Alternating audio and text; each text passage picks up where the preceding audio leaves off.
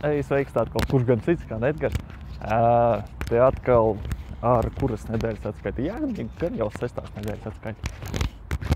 Kas mēs pa iepriekšējā nedēļa notikās? Ja nu par to pašu biznesu, ko mēs izdarījām trešdienu, organizējām atkal tikšanos jau dzīvoklī sastādītām uz remontu. Tur, ja kaut kas apmēram 5 štukām varētu, kā remonts sanāk.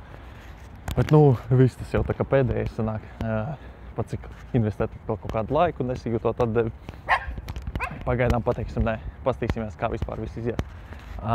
Ja par citiem projektiem, sanāca mājaslapu atjaunot vecajiem projektiem kaut kur YouTube'ā lejā saiti uz pašu mājaslapu iztaisīt, bet nu, reāli sanāca no kaut kā tāda, no tādas mājaslapas iztaisīt uz kaut ko tādu.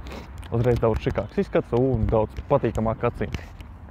Pat jau nedaudz sākām saites būvēt iekšā, tās pašas optimizācijas veikt, un pat jau kaut kāds neliels trafiks sāku uz mājaslapu iet, tā kā tas tā diezgan ok. Ja par to, ko mēs vispār ar to mājaslapu darīsim, ir vopšim veco klientu bāzi, kuriem paņemsim, atrakstīsim, kad kur mēs atkal esam dzīvi, ka mums ir atkal kaut kādi jauni produkti, paņemiet, apstieties, tur iedosim rekomendāciju, tādas lietas, tā kā, nu, skatīsimies, kā cilvēki pirks vai ne. Tomēr cenas uzlikām nedaudz augstākas, tā kā iepriekšējā reizē. Tāpēc pastīsimies. Nu, cena veidošanas arī tā kā zem jautājumu. Atkal tas viss ir jātestē un jāstāsta, ka tas atkal tādu palielu laiku aizņems, bet nu, viss kustās uz priekšu, tas ir diezgan pozitīvi. Ja par kaut kādām personīgām lietām, atkal tika ieiets sevi pastudēts, no kurienes vispār tās negatīvās emocijas, par to dzīves jēgu un atklāja to, ka pārāk daudz sevīm uzņemjos un uz lietām, kuras nepatīk darīt. Iepriekšējā nedēļā no veseliem 2 projektiem atteicos, rītdien tikšos ar krieviem, kuri man vēl vienu projektu iegādājās. Un arī pateikšu, ka nē, čaļi, sorry, pa 300 eiro, nu kaut vai 4-5 stundas nedēļā, bet kaut kā nav īpašas intereses veltīt mocīt laiku.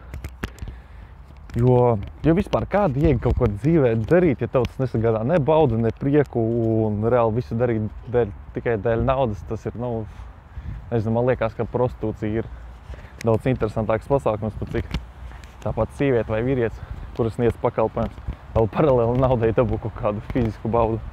Bet, nu, atšķirībā, ja no strādāt uz kādu citu onkuli, kur tev nav nekāda prieka, ne baudas, tā tu nāk to visu, ne? Ja savādāk, ko šajā nedēļā vēl taisamies izdarīt, tā kaut kā bez steigas visu darīt. Kur jāsteidzās? Nekur nav jāsteidzās. Galu galā apzinājās to, ka man ir vēl tikai 26 gadi, un man vēl viss dzīve ir tikai priekšā. Un reāli steigties nav kur. Paņemt, papriecāties par parastiem dzīves sīkumiem. Varbūt tās paņemt taisot beidzot kaut kur. Sen nav būtis, jau kur pusgadu šajā te Latvijā sēžam. Tagad turklāt ziema paliek un atkal ģeprasukta visiem citiem sāksies, tā kā negribās redzēt visus neapmierinātos cilvēkus sev apkārt. Bet tas arī zem jautājumu, vai filtrēt tos cilvēkus vai ne. Tā kā, ja par projektiem pacīnīsimies ar esošo mājaslapas projektu, kur tirgojam tās pašas saites, paņemsim, paveidosim, pastīsimies. Uzreiz, ja par vecajiem projektiem, ar kuriem strādāju, kuri vēl kaut kādu interesi sagādā un kaut kādu profitu sagādā, ko izdarīsim, pamēģināšu padomāt, kā es varētu to visu outsourcot tā, lai manā vietā nosacītu kāds pildītu visus fiziskos uzdevumus, teiksim, darbs ar klientiem un tādām lietām, kur es tīri pat neizrakstīšu rēķins, kur pat cilvēks izrakstīs rēķins un kur tikai uzņēmums saņems profitu un, teiksim, vēl vairāk sev ietaupīt laiku, pretīm iedodot kaut kāds procents no peļņas un tagad tik vienkārši viss notiekās, ja godīgi. Kaut kā paņemot, pastoties vispār, kā komercdarbība tiek veikta.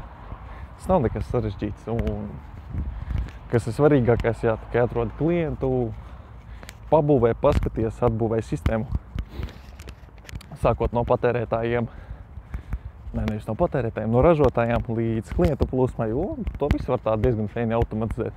Tāpēc kaut kā jāmainās gan iekšēji, gan ārēji.